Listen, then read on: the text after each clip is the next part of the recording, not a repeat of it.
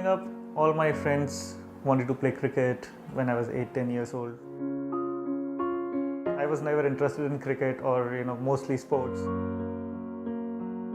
I used to find my own corner, my own piece and just draw, scribble something. So I was always interested in tattooing. I did not know where to get tattoos done 15 years back.